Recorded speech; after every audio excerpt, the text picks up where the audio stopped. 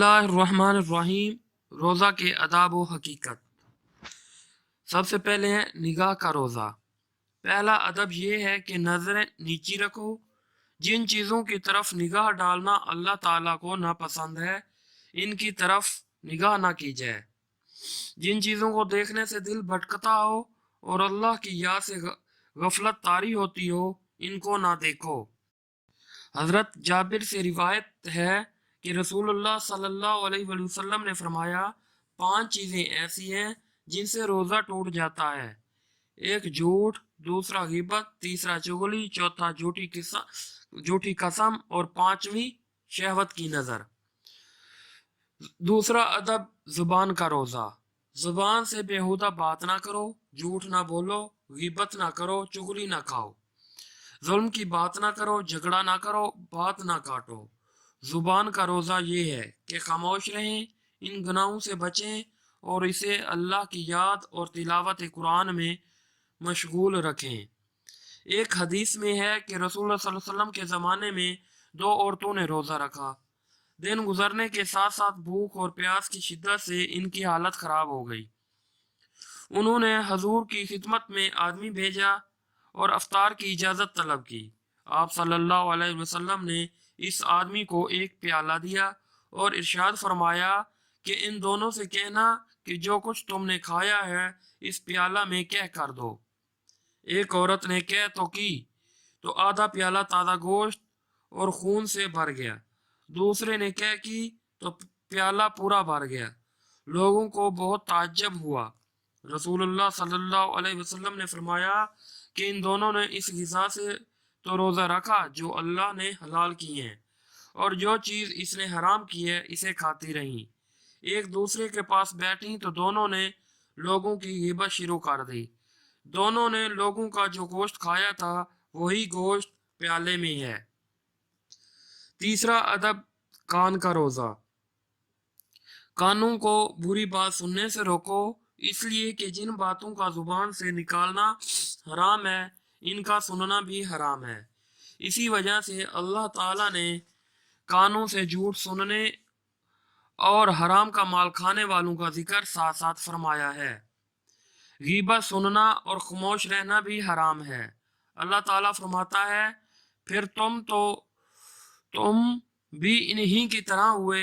इसीलिए रसूलुल्लाह सल्लल्लाहु अलैहि वसल्लम ने फरमाया, गीबत करने वाला और सुनने वाला दोनों गुनाह में बराबर के शरीक हैं। अज़ा का रोज़ा, जिस्म के अज़ा का रोज़ा। चौथा अदब यह है कि हाथ, पाँव और दीगर अज़ा को गुनाहों से रोको और अफ्तार के वक्त ऐसे खाने से बचो जिसके बारे में हराम होने का शुबा हो। अगर दिन भर तो वो खाना भी ना खाओ जो हलाल है और अफ्तार हराम खाने से करो तो क्या रोज़ा हुआ? ऐसा रोज़ेदार की मिसाल ऐसी है जैसे एक शख्स महल तमीर करे मगर पूरे शहर को मुनहदम कर दे। अगर ज़रूरत से ज़्यादा खाया जाए तो हलाल खाना भी रूह के लिए मज़र होता है। इसलिए रोज़ा खाना कम करने की तरबियत करता है। वो बहुत बेवकूफ़ होगा जो दवा तो ज़्यादा ना खाए कि ज़रर से बचे, लेकिन जहर खा ले। हराम खाना जहर है जो दीन को बर्बाद करता है। हलाल खाना एक दवा की तरह है जिसका कम खाना मुफीद है और ज़्यादा मुअज्जर। रसूल सल्लम ने फरमाया, कितने ही रोज़ेदार ऐसे हैं जिन्हें अपने रोज़ा से भूख और प्यास के सिवा कुछ नहीं मिलता। बाज़ कहते हैं ये वो रोज़ेदार हैं जो हराम खाने से रोज़ा इफ्तार करे।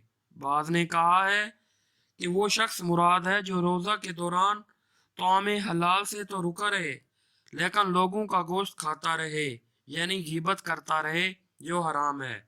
और बाज़ की राय ये है कि ये वो शख्स है जो अपने अज़ा को गुनाह से ना बचा पाए। पांचवा अदब है रिज़्क़ हलाल। अफ्तार के वक्त हलाल खाना भी कम ही खाओ, इतना ना खाओ कि पेट फूल जाए।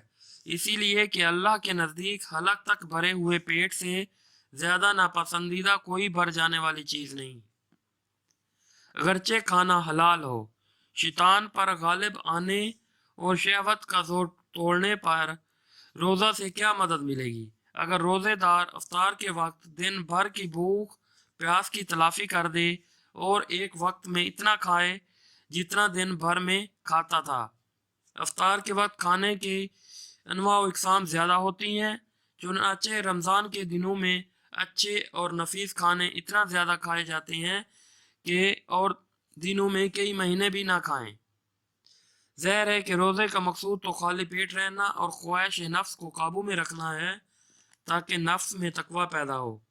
اب اگر کوئی صبح سے شام تک تو معدہ خالی رکھے پھر لذیذ کھانوں سے خوب پیٹ بھر لے تو نفس کی خواہشات اور لذتیں دوبالا ہو جائیں گی اور ایسی خواہشات بھی بیدار ہو جائیں گی جو روزہ نہ رکھتا تو نہ ابھرتی۔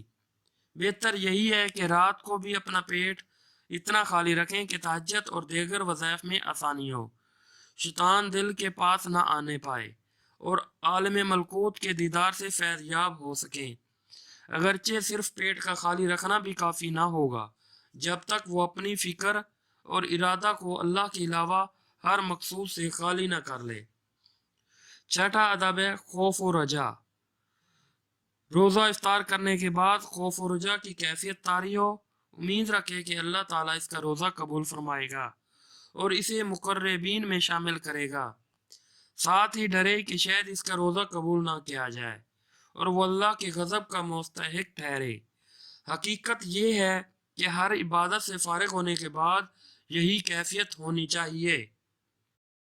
یہ روزہ کے وہ 6 آداب ہیں جن کو ملحوظ رکھتے ہی روزہ حقیقی معنوں میں صحیح ہوتا ہے۔ ابو زرارہ کہتے ہیں کہ عقل مند آدمی کا سونا اور روزہ نہ رکھنا بھی خوب ہے اور بے وقوف آدمی کا روزہ رکھنا اور جاگنا بھی برا ہے۔